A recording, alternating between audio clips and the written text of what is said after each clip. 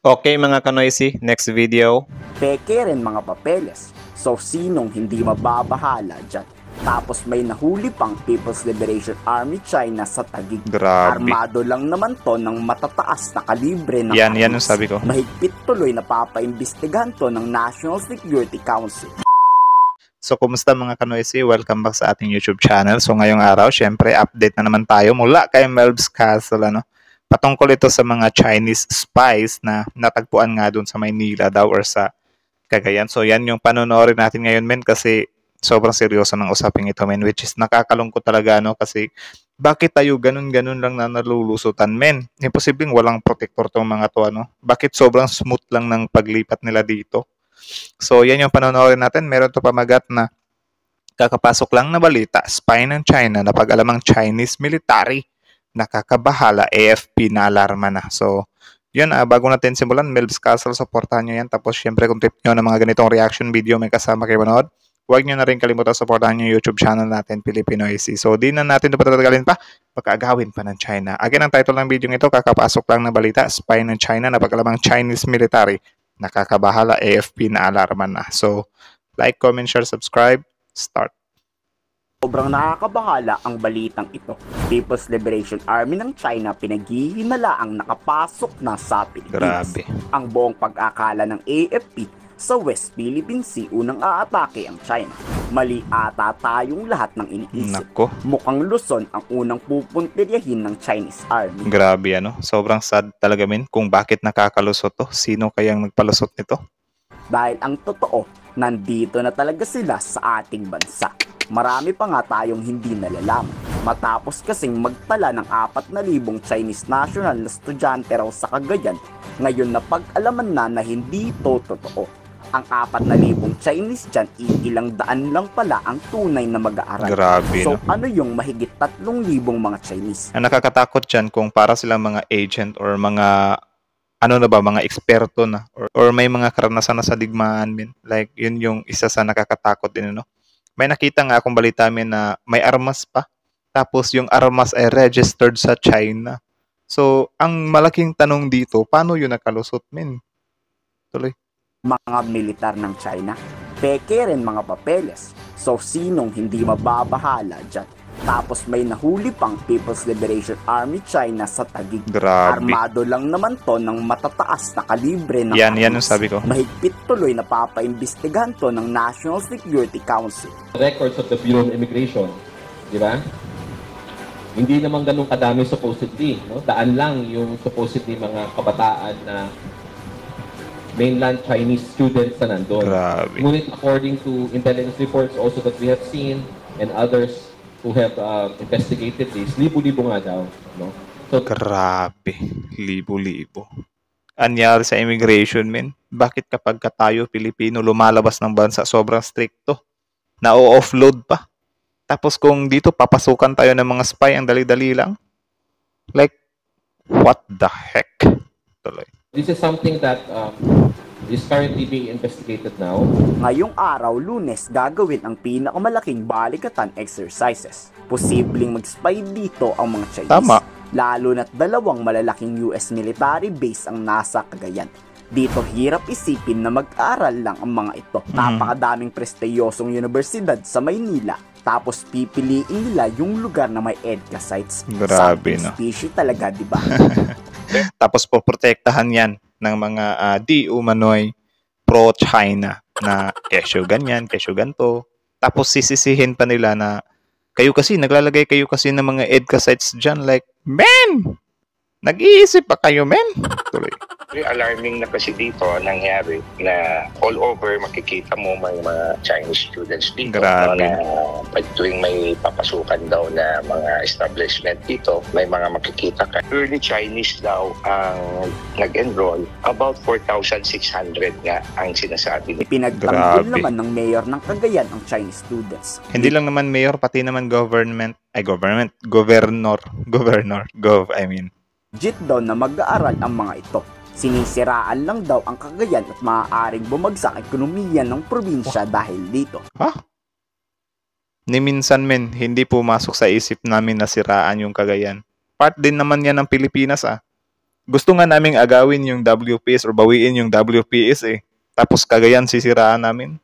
Ito kasi yung problema sa kanila men, kapag ka nagbibigay tayo ng opinion or nagre-request tayo na sana'y imbestigahan palalo or yung masusing pag-iimbestiga talaga ang ipadaan dyan sa mga estudyanteng yan, nagre-react sila. Like sobrang siniseryoso nila min. Like hindi ko alam kung alam ba nila na may bantar whatsoever. Pero grabe naman talaga. Tuloy. Babagsak nga ba? O baka nang hihinayang lang ang Cagayan sa binabayad ng Chinese students? Kaya nga. Tigda 2 milyon ba naman ang binabayad para lang makakuha ng diploma? Nako! Some Chinese students in Cagayan allegedly pay 2 million to get degrees? What the heck? Ang nakakatakot pa dyan, men, kunyari, or kung sakali, sa akin lang naman to. Yung degrees na yan, for example, about sa police or sa mga Navy or about sa related sa depensa natin, dun sila mag-a-apply kaya minamadali nila yung degrees. Yun yung nakakatakot, men, kapag ka itong gobyerno natin, ibenta nila. Di ba? Naisip nyo ba yun? If ever lang naman yun or thoughts ko lang naman yun. Kasi halimbawa ganyan, allegedly lang naman siya pero may malaking possibility siya. Tuloy. Multiply mo sa 4,000, tinatayang 4 na bilyong piso ang nalilikom ng LGU Cagayan. Nako. Marami pa nga tayong hindi nalalaman.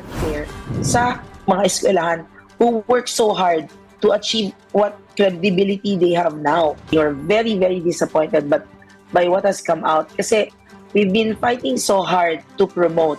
Now, it's being eroded. Now, it's being questioned. Now, Hindi nga siya about sa... Ito naman si Mami. Di ba? Tayo pa yung kini-question, men. Natural ki-questionin natin yan kasi may EDSA sites dyan. Tapos, ongoing or palala ng palala yung sitwasyon natin sa WPS. Mahirap pang iintindihin yun. Di ba? Grabe, para sila pa yung affected, men. Tuloy. there is a cloud hanging over us. That's painful and hurtful to us. Social media especially. Kasi meron ng ibang tao hindi nakakaintindi. Nauudyo ka, nagagatungan yung galit. Pag nagatungan, baka kung anong gawin. Maaaring mga Chinese spy talaga ang nakararami dito. Nakakapagtaka lang kasi kung kailan umiinit ang tension sa West Philippine Sea tsaka dadami ang Chinese students. Sinadya raw to ng China at may malaking epekto to sa national security ng ating bansa. Tama.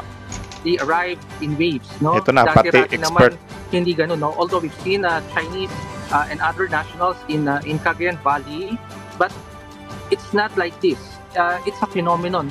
Nandun yung infiltration. Di ba? Tapos poprotektahan ng kapwa natin. Kaya yung Chinese or China talaga, men, parang ini-easy job lang tayo ng mga Pilipino kasi sige, madali lang yung makakapasok. Sige lang. Pera lang mga katapat niyan. Though hindi ko sila ginajudge, pero something like that pa. Kasi malaking tanong din kasi, men, kung paano nakapasok yung mga yan. Even Coast Guard natin may spies. Grabe. Those are some of the things that we have to look at kasi sa konsepto ng national security, red flag yung mga ganun. Tama. Kayo sa tingin nyo, totoo bang estudyante lang to o Chinese spy army? Ikomento sa baba ang inyong salog. Ako, ayaw kong mag-judgment. Ayaw kong magbigay ng komento na Chinese spy ba sila or Chinese student lang ba sila, no? Ang gusto ko talaga, men, imbestigahan. Yun lang talaga, men. Ang isa sa kinaano ko dito, men, yung ipagtanggol pa ba or yung mga ano natin dito, parang ginajudge nila tayo or sinasabihan nila tayo na nagiging judgmental na tayo, insulto yun sa kanila or whatsoever, nasasaktan siguro yung mga ano nila, bakit pa natin dadaanin sa ganyan, pag-aaral lang naman pinunta nila dito. Double check nga lang yung kailangan natin, di ba? Or sinisiguro lang natin ba? Kasi hindi naman, biruin nyo guys, yung balitang yan, hindi naman yan gawa-gawa eh. Mula mismo sa AFP, sila mismo yung parang nag-ano na iimbestigahan nila. Pati yung camera pa iimbestigahan sa camera, di ba? So, sobrang serious ng usaping yan. Kaya, bakit mo ipagtatanggol pa yan kung, yun nga, may malaking possibility siya ba na makapagbanta sa atin or makapag-threat sa security natin, di ba? Huwag tayong masyadong magtitiwala. Okay lang siguro kung halimbawa ganyan, hindi tayo ganong mahigpit kung wala talagang records. Pero meron eh. Doon nga sa Coast Guard natin, napasukan tayo ng spy. Yung kamakailan lang, lalaki na huli. High arm pa yung dala niya. Tapos naka-registered sa China. Paano nakalusot yun? 'Di ba? Sa kanilang bansa, pahirapan ang palusutan ng ganyan. Huli agad. Pero dito sa atin, easy-easy lang. Yun lang naman eh. Hindi naman tayo nag-aano dito na sinisiraan natin yung Cagayan. Walang ganun kasi Cagayan is also part of Philippines. Sa atin lang dito, magtulungan tayo ba or pahigpitin pa natin yung seguridad natin. Huwag tayo magpadala sa emosyon kagad na kesyo ganyan, kesyo ganto. Baka ma-hearts yung feelings nila. For sure din naman kung clean naman yung mga student na yan or yung mga Chinese na yan, maiintindihan naman nila men. Di ba? Yun lang naman eh. So yun, kayo, ano masasabi nyo dito guys? Comment down below. Pag-usapan natin yan sa comment section. Melv's Castle, supportahan nyo yan. Original video link in the description box below. Tapos syempre, bago nyo na rin iwan yung channel natin, huwag nyo na rin kalimutan supportahan yung YouTube channel natin, Philippines. So hanggang dito na lang muna. Nai-stress ako dito eh. So yeah, thank you so much for watching. Philippines is out.